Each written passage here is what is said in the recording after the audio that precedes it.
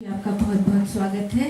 और जैसा कि कलम की संरचना है, 1 घंटे की बातचीत होगी, उसके बाद सवाल जवाब होगा हमारे अतिथियों से, और उसके बाद डॉक्टर खान की एक प्रति किताब की उनसे साइन करवा के हमारे अतिथियों को दी जाएगी। पूरा कार्यक्रम अभी से लेकर 1.5 घंटे तक में, मतलब 6 बजे तक खत्म होगा। धन्यवाद। नमस्कार।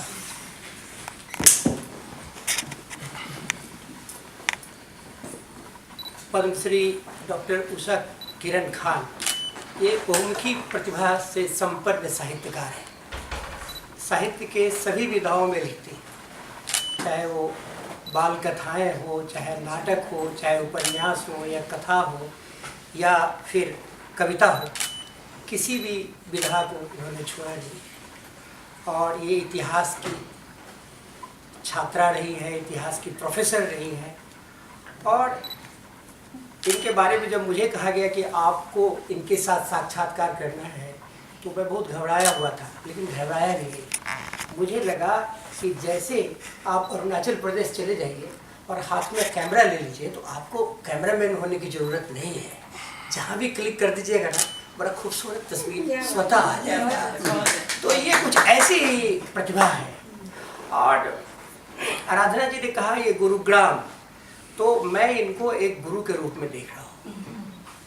ऐसे गुरु के रूप में देख रहा हूँ जिसके पास मैं एक अविद्या की अवस्था का बालक हो, एक शिष्य हो, जो कंप्लीट विद्या की अवस्था की शिक्षिका से, गुरु से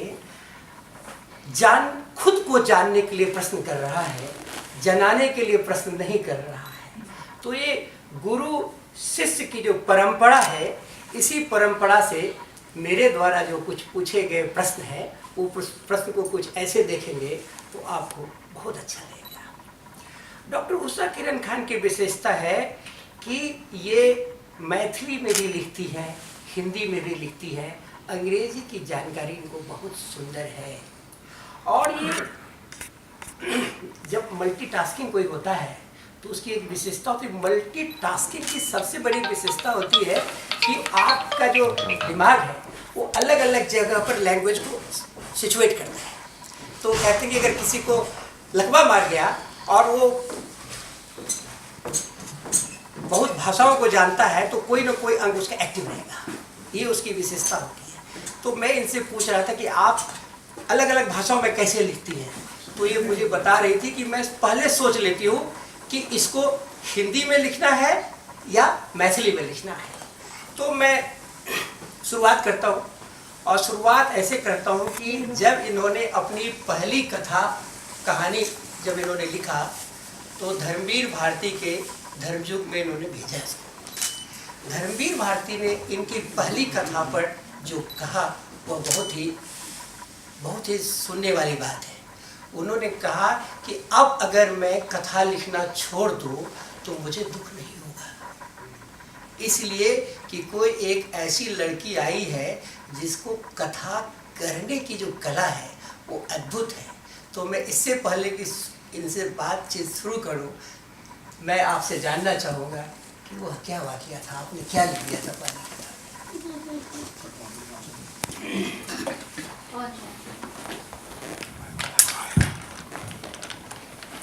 बहुत बहुत धन्यवाद आपको कैलाश जी कि आपने इतना लंबा चौड़ा मेरा डिस्क्रिप्शन दिया। और धन्यवाद इस बात का कि अनायास यहाँ के कार्यक्रम में, गुरुग्राम के कार्यक्रम में मुझे बुलाया गया। तो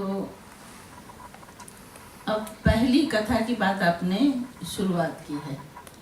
पहली कथा जो धर्मयुग में छपी उसके विषय में उन्होंने कहा।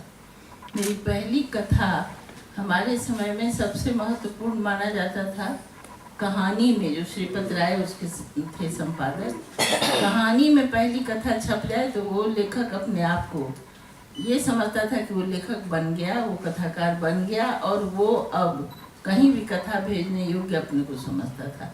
क्योंकि सबसे पहले श्रीपत राय का ही निकष बहुत कठोर था, वो ऐसे वैसे कथाओं को नहीं लेते थे। तो मेरी पहली कथा मैंने लिखी, श्रीपत राय को भेजी, और उनका पत्र आया कि आपकी कथा स्वीकृत है, बहुत अच्छी कहानी है, मैं छाप रहा हूँ, छपी। उसके बाद मुझे उत्साह हुआ और मैंने धर्मयुग में कथा भेजी। वो पहली कहानी थी विवश विक्रमादित्य, यही कहानी थी। कहानी पढ़ के उन्होंने छापा और बहुत अच्छा विज्ञापन दिया उस कहानी का।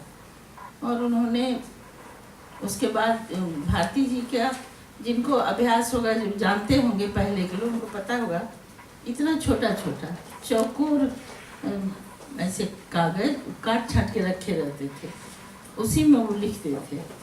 उसी में महीन महीन अक्षर में उन्होंने लिखा था कि आपकी ये कहानी बहुत सुंदर है और आप लिखते रहिए, तुरंत दूसरी कहानी लिख के भेजिए।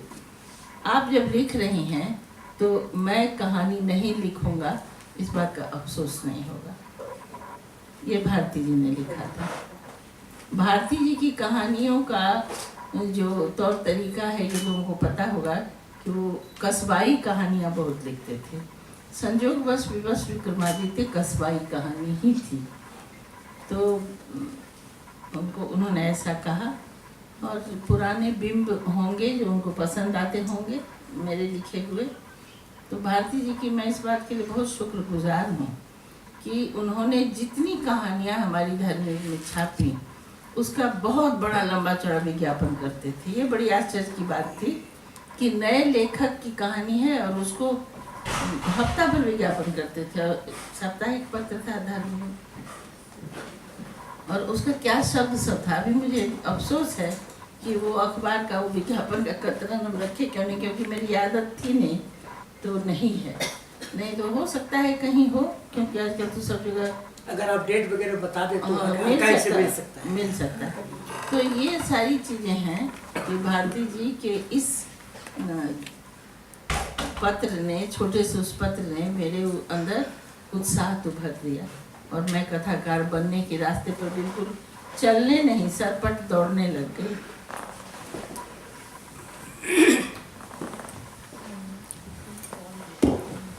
कोई महिला अगर लहेरी और चूड़ीहारी की कथा को लिखती है, कौन है?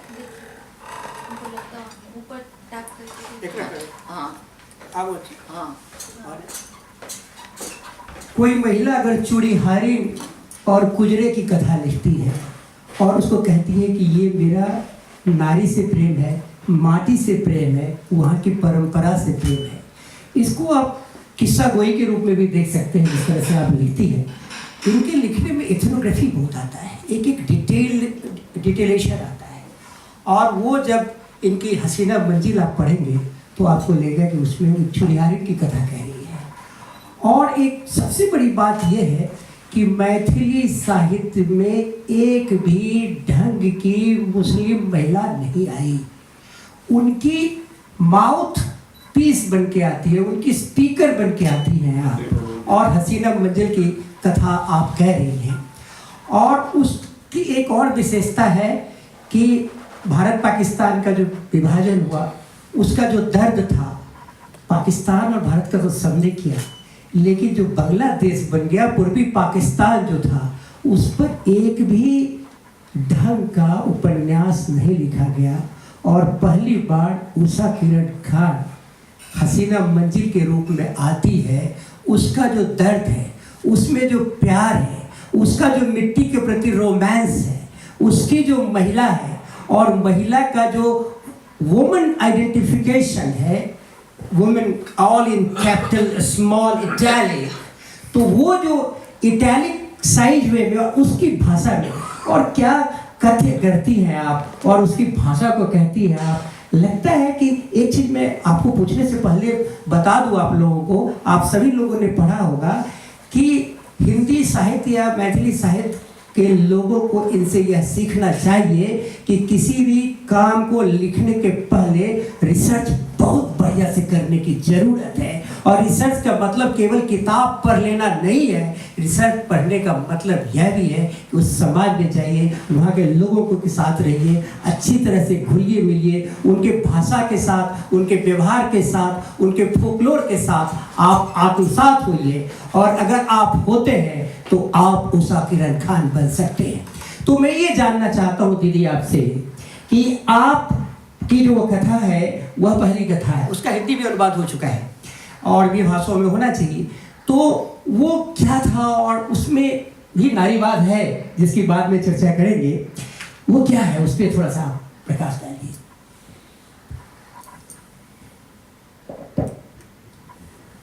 हसीना मंजिल का हिंदी अनुवाद है वाणी प्रकाशन से। माइक ऑन है।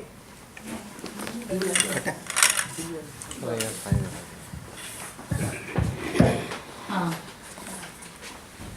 ये मैं लहेरिया सराय की रहने वाली हूँ और लहेरिया सराय कस्बा जरूर है लेकिन उसके आगे पीछे चारों तरफ गांव ही फैले हुए हैं।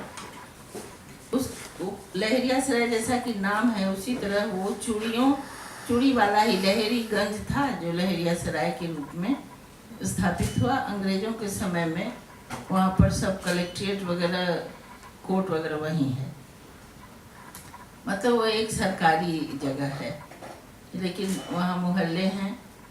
और चूड़ीहारी ने चूड़ी पहनाने के लिए आती थी।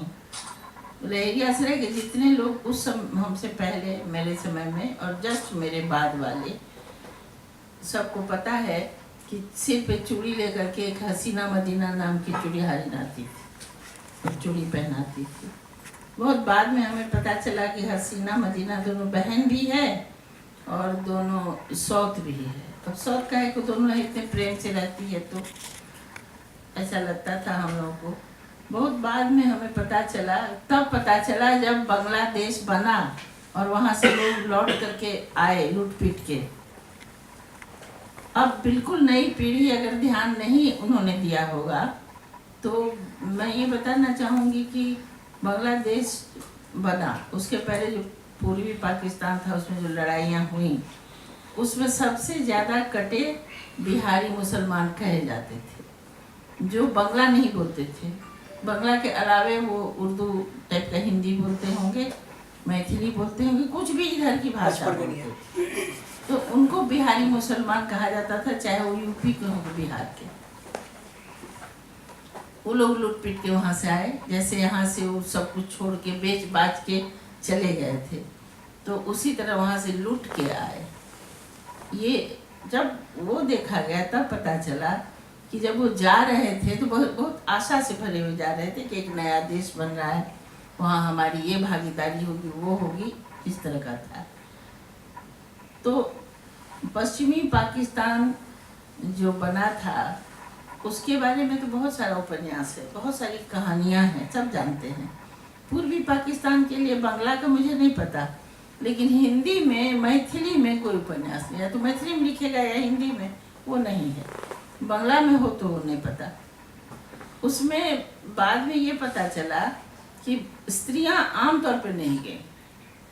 अब मेरा ये कहना था, वो जो स्त्री की बात इन्होंने की, तो मेरा ये कहना था कि स्त्री मायके से ससुराल जाने में ही रोती थी, नहीं जाना चाहती थी। दूसरे देश जाएगी, वो भी पाकिस्तान वर्ड सुन के घबराती थी कि पाकिस्तान हमको, जबकि बिल्कुल अब बाजू में जा रहे हैं, लेकिन पाकिस्तान सुन के घबराती थी। और बहुत सारी औरतें नहीं गईं, अपना गहना अपना उनको खुला दे दी, जो होता है मुस्लिम लेडीज लोग, और वो सब करके और वो लौट करके वहाँ से गई नहीं। तो नहीं गई तो फिर खुला उल्ला हो गया। तो फिर वो मैंने ये मेरे सामने तो एक नायिका है, लेकिन इस तरह की बहुत सारे लोग होंगे जो शादी के लिए उस लड़के उसी आदमी को चुन लीजिए, उसकी बहन का पति है, या वही इनको चुन लिया कि इनको जगह रखेगा। तो यही है हसीना मंजिल की कहानी। और चूंकि चूड़ीहारिन है तो चूड़ी बनाने की, और चूड़ी तो बन के जाता था, उसको बेचती थी, लेकिन लाह की चूड़ियाँ वहाँ पर चूँकि लहेरीगंज है तो लाह की चूड़ियाँ बनाती थी। वो लोग तरह तरह के डिज़ाइन की चूड़ियाँ बनाती थी और उसको लेके बेचती थी घरों में। उनका चूड़ी का स्त्रियों के सुहाग से बहुत बड़ा संबंध होता है। और ये स्त्री हसीना जो थी वो अपने पति के साथ मतलब अपने सुहाग को छोड़ के वो यहाँ रह गई थी, क्योंकि मिथिला की स्त्रियों को अपनी मिट्टी से बहुत प्यार है। यही मेरा कहना था कि मिथिला की स्त्री मिट्टी छोड़ के जाना नहीं चाहती। ये है हसीना मंदिर। हसीना मंदिर की बात चल रही है तो एक बात और हमें समझने की जरूरत है। जब कोई इतिहासकार, कोई समाजशास्त्री, कोई मानव शास्त्री साहित्य की रचना करता है तो उसका मानव शास्त्र, समाजशास्त्र, इतिहास उस साहित्य में परिलक्षित होता है। लेकिन वह उसमें आपको बहुत केयरफुल रहने की ज़रूरत है। केयरफुल रहने के लिए इसलिए ज़रूरत है कि साहित्य कहीं बहुत ज़्यादा डिटेलेशन में न चला जाए। आपने इथनोग्राफी की इतनी ज़्यादा डिटेल कर दी कि पाठक कहीं ऊब न जाए, परेशान न हो जाए, कहानी कहीं भाग न जाए। हेतकर जी की एक उपन्यास है ककरा लै अर्जब है, और मैंने उस उपन्यास को पढ़ा। मैं भी एंथ्रोपोलॉजी और समाजशास्त्र का आदमी हूँ, तो मुझे लगा कि कहीं ना कहीं हेतकर झा का जो समाज शास्त्रीय स्वरूप है वो इतिहास में, वो साहित्य में बाधित हो रहा है। उषा जी वैसी बात नहीं है। वो एक बहुत ही, आप लोग जिन्होंने, मुझे लगता है अधिकांश लोगों ने पढ़ा है इनको, तो आप मेरे साथ आत्मसात कर सकते हैं कि वो डिटेलेशन इस तरह की देती है, उसमें साहित्य बहुत ही प्रवाहमान रहता है, चलते रहता है। सोशियोलॉजी की जो माइग्रेशन का एक थियरी है उसको पुल एंड पुश फैक्टर कहते हैं, कि समाज आपको धकेलता है तो वो पुश कर रहा है, और जब आप यहाँ आते हैं बेटर लाइफ होता है तो आप अट्रैक्ट करते हैं, पुश फैक्टर है। तो पुल और पुश फैक्टर जो है उषा जी के हसीना मंजिल में है। मैं एक लाइन आपके परमिशन से पढ़ लूँ तो ये देखिए कितना बढ़िया से इसका इन्होंने पुल एंड पुश फैक्टर का किया है, बट वो मैं आपको बताना चाहता हूँ।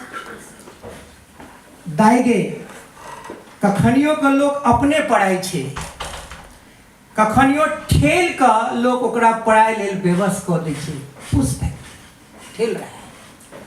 हदीस में की लिखल छै आ मुकद्दर ककरा कोने लऽ जाय छै से के कहा। अब ये देखिए बहुत ही आसानी से ये बात कह दी है, और जो पाठक है वो सोशियोलॉजी समझ लेता है, लेकिन वो सोशियोलॉजी के डिस्कोर्स में नहीं जाता, वो साहित्य में रह जाता है। हसीना मंजिल को मैथिली साहित्य की अनुपम कृति कहा जा सकता है। दुर्भाग्य यह है कि प्योरिटनिज्म के नाम पर इनको उसी साहित्य पर साहित्य अकादमी मिलना चाहिए था, लेकिन जो साहित्य अकादमी पर बैठे बड़े बड़े अधिकारी लोग थे उन्होंने कुछ ऐसे कहा था, ऊखा जी के, ऐसे कहा था, ऊखा जी के तो साहित्य अकादमी जरूर भेटते हैं लेकिन हसीना मंजिल पर नहीं बैठते। यह जो बायसनेस है, यहाँ से एक जेंडर का डिस्कोर्स शुरू होता है, और उस जेंडर में उषा जी महिला के सभी वर्ग की बात करती है। यहाँ पर एक चूड़ीहारिन है तो दूबधान में एक पढ़ी लिखी महिला है, और भामती एक प्रेम कथा में एक ऐसी महिला है जिसका बिल्कुल गला घोट दिया गया है, गला घोट दिया गया है। उसका पति बहुत बड़ा विद्वान है, शाश्वत है, और कहा गया है कि पति की सेवा कर रही है। पति खुश हो जाता है और कहता है चलो 18 साल तक हम तुम्हारे साथ नहीं रहे तो इस पुस्तक को तुम्हारे नाम पे रख दिया, और वहाँ के सारे ब्राह्मणों ने मान लिया कि उनके साथ न्याय मिल गया, लेकिन न्याय नहीं मिला। लेकिन वह जो इतना बड़ा विद्वान था, वाचस्पति, वृद्ध वाचस्पति, उसमें भी एक ह्यूमन था, उसमें भी प्रेम के रस प्रस्फुटित हो रहे थे, और वह जो भामती थी वह भी एक नायिका थी। तो उसके बनते बिगड़ते स्वरूप और उसमें संतुलन, इस पे जो इनकी कथा है उसका नाम है भामती, एक प्रेम कथा। तो दीदी यह जानना चाहूँगा कि भामती को तो प्रेम में आपने ला दिया, इतिहास को वहाँ ले गई, पाठकों के इतिहास में ले गई आप, और पूरे सिचुएशन आपने क्रिएट किया, ऐसे क्रिएट किया कि पाठक इतिहास में कब चला जाता है और पुस्तक पढ़ने के बाद इतिहास से वर्तमान में कब आ जाता है, और वर्तमान में रहकर आपका पाठक जेंडरलेस हो जाता है, आपके पाठक का कोई जेंडर नहीं होता, वह पाठक पाठक होता है, वह नारी के साथ आत्मसात करता है। हर एक पाठक को आप महिला बना देती है और एक विद्वान को आप प्रेमी बना देती है। तो ये जो आपने कथानक चुना, ये कैसे चुना और इसमें आप कैसे चलती हैं, ये जानना चाहता हूँ मैं, नहीं सारे बिल्कुल सही, हम लोग भी जानना चाहते हैं। नहीं मैं